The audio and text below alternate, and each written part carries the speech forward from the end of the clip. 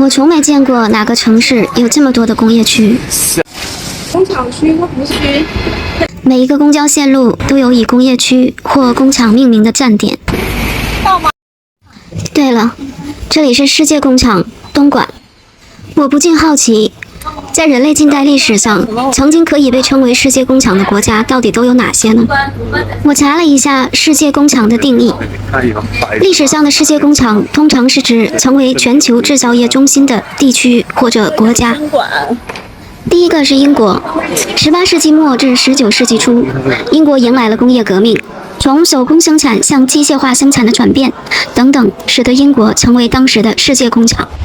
第二个是美国，在20世纪初，因为创新的技术、工业基础设施、广袤的土地、丰富的资源等等，使美国成为了全球制造业的中心。3. 二战后的日本，上世纪50年代，日本通过大规模的制造业发展和出口，取得了巨大的成功，并成为全球重要的制造业中心之一。是超市吗？亚洲四小龙，20世纪70年代和80年代，香港、台湾、新加坡和韩国这4个亚洲经济体迅速崛起，成为世界工厂。1978年7月，中国国务院颁发了开展对外加工装配业务试行办法。中国广东省委率先做出发展来料加工的决定，以东莞、南海、顺德、番禺、中山作为先行试点线。改革开放之初，最开始来到东莞投资的是香港商人，以太平手袋厂为标志，拉开了三来一补企业合作贸易的序幕。三来一补是由外商提供设备，投资建设厂房，提供原材料，提供样式，并负责全部产品的外销，由中国企业提供土地、厂房以及劳动力。在短短的9年间，东莞已经有2500多家三来一补企业，遍布全市80%的乡村。在1987年，大陆和台湾开放两岸探亲之后，台商开始来大陆考察、投资、办厂。第一批台商在东莞抢滩成功后，第二批、第三批台商便闻风而至。一家实力较大的企业来了，身后往往跟着一大批中小企业；一家上游厂商身后，往往跟着几十家下游厂商。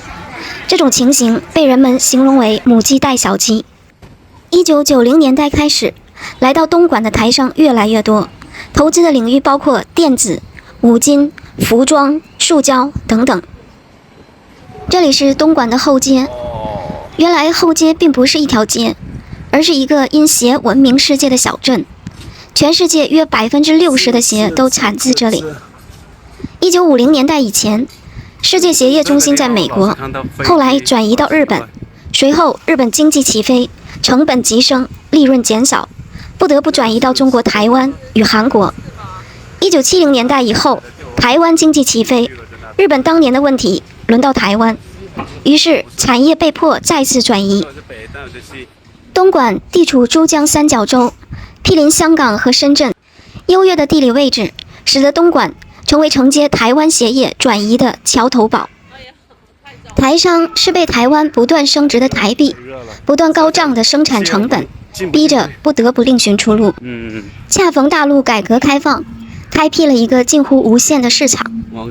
有台商回忆说，这样的未开发地区，对于怀抱着梦想的人来说，是个充满想象的宝地，因为什么都没有，才能够无中生有，重新造梦。90年代，正是许多台湾中产商人与大陆梦想起飞的开始。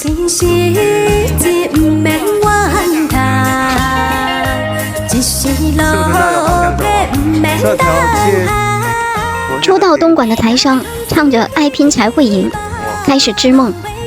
据说当时东莞生活环境艰苦，生产条件之落后，都不是今天所能想象的。一位早期到东莞创业的台商回忆，他说他第一次来东莞时，这里许多地方几乎可以说是荒芜、落后，甚至没有电、没有自来水、没有路。想要找到一个地方，汽车在坑坑洼洼的路上颠簸几个小时还是找不到。他买了一辆自行车，每天骑着到处跑，寻找商机。如今回忆起来，自己也感到困惑。那时候的东莞非常落后，那时为什么会有那么大的勇气跑到东莞来创业？东莞呢，本地人更多的。后街的第一家鞋厂是一名当年跑到香港谋生的东莞人开的。1979年，他响应政府号召，建设家乡，来到后街的三美村，雇佣了60多个本地工人，生产男士皮革鞋。这也是东莞第一家3来1补的鞋厂。紧接着有香港人、台湾人跑来开厂，后街广进制品厂、三美、爱美皮艺厂等等，都是这段时间开张的。有制鞋的，也有生产鞋材的。每天傍晚从田里归来的当地人，看着这些跑来跑去的外商，很快就意识到一些事情正在发生着。也许这就是传说中的历史机遇了。很快，后街镇政府决定由镇加工办牵头，自筹资金，建起了厂房，开办后街利通鞋厂，主要加工生产运动鞋。当年员工就有587人，年总产值370.8万元。接下来，农民争相在村头村尾办起了制鞋小作坊。没有什么经济专家来指导他们，管商凭着自己敏感的嗅觉，已经意识到应该做什么，怎样做。他们摸索出一条最适合自己的发展之路。几百年来，家家户户做管乡、炮仗，换成了千村万户做皮鞋的盛况。紧接着，一个个拎着皮包的供销佬开始在村里频频出没。不久，由后街村民制作的各种鞋子出现在中国从南到北，从广州到大连各大城市的百货商店里。3来1补模式使东莞成为世界工厂。有一句话说，东莞塞车，全球缺货。有统计数据显示，1996年到2002年，东莞连续7年出口总值位居全国大中城市第3位，仅次于深圳、上海。然而，随着原材料价格、人力成本、土地租金等等的上涨，人民币大幅升值，政策环境日益严格，东莞3来1补模式的黄金时期走向了终结。2008年全球金融危机以后，东莞部分企业逐渐往中国中西部地区或者东南亚迁移，留下的企业也在谋求转型。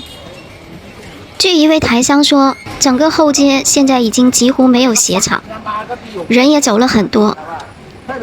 东莞产业升级正经历着一边倒闭一边转型的场景，国外的订单大幅下滑，没有订单，员工没有收入，纷纷离开。企业从扩张生产转向产品高端化、多样化，生产过程自动化。在东莞市三镇交汇处，有一块科技发展的净土——松山湖。2001年的夏天，东莞市定名松山湖科技产业园，随后决策明确了其发展目标和定位。松山湖将成为未来东莞的经济科技中心。2012年，华为投资100亿元，陆续拍下松山湖1900亩土地。2年后开始动工建设松山湖欧洲小镇。2018年，华为终端业务正式搬迁东莞，高新科技人才纷至沓来。至此，松山湖科创的大局面正式打开。在这一期视频里，有关于松山湖、华为欧洲小镇的详细介绍。